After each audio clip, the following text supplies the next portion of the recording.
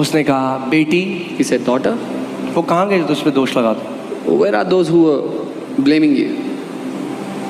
जा, मैं भी तुझ पे दोष नहीं लगाता। Go, I also do not put an allegation. अब जा और पाप मत कर। Now go and sin no more. Amen.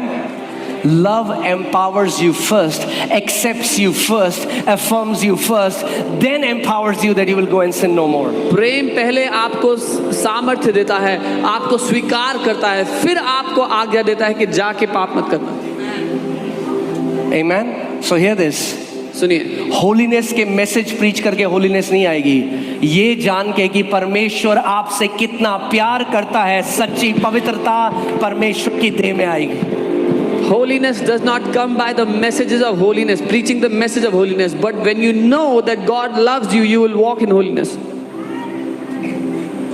कुछ लोग कहते हैं अरे ये सिखाएंगे तो लोग और पाप करेंगे। अरे भैया, Some people say if we teach this, people will sin more. the Bible says the goodness of God leads man to repentance. Bible कहती है परमेश्वर की भलाई मनुष्य को मन फिराने पर मजबूर कर देती है। Amen.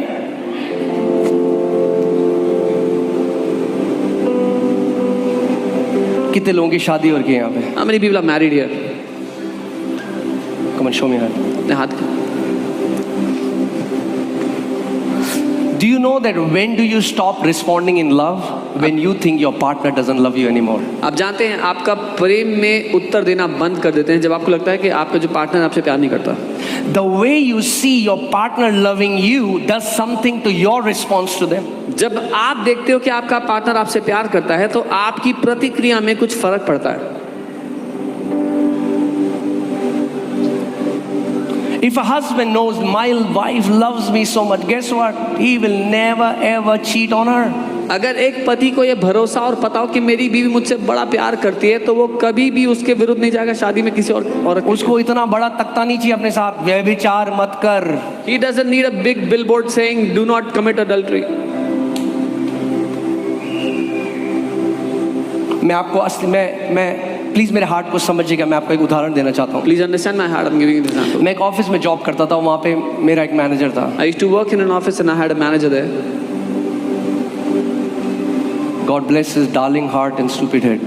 प्रभु उसके प्रिय हृदय और बुद्धिहीन। I'll tell you why. उसने अपनी बीवी का नाम पीछे टैटू करा रखा था। He had his wife's tattoo on his back. और थाईलैंड जाता था प्रोस्टिट्यूट्स के पास। And he used to go to Thailand to prostitutes.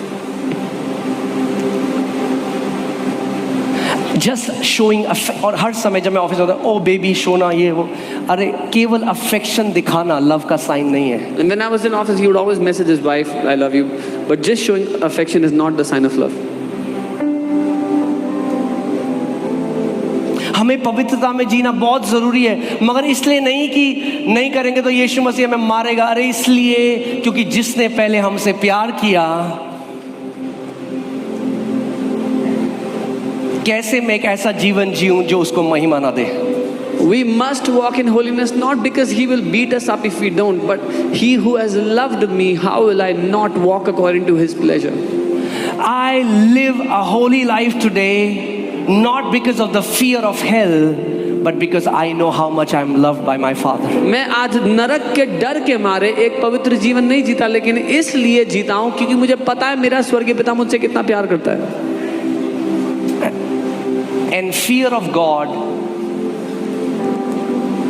is when you never want to break his heart. और परमेश्वर का भय वो है जब आप कभी भी उसका दिल दुखाना नहीं चाहते, उसका दिल The Bible says, "Do not grieve the Holy Spirit." That means a believer whom the Father loves can live a life that will grieve the Spirit of God. Bible कहती है पवित्र आत्मा को शोकित मत करो, मतलब एक विश्वासी जिससे पिता प्यार करता है वो पवित्र आत्मा के मन को ठेस पहुंचा सकता है, शोकित कर सकता है।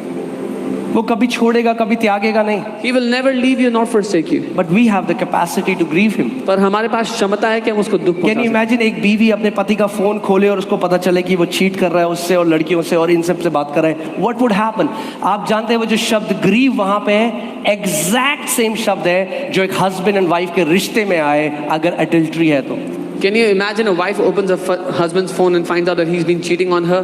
The word grieve, the Holy Spirit, is the same word which is used when a husband or wife would be grieved if their partner is cheating on them. Amen. अरे पाप करेगा तो ब्लेसिंग नहीं आएगी, पाप करेगा तो हीलिंग नहीं आएगी। अरे उसके बारे में नहीं है ये।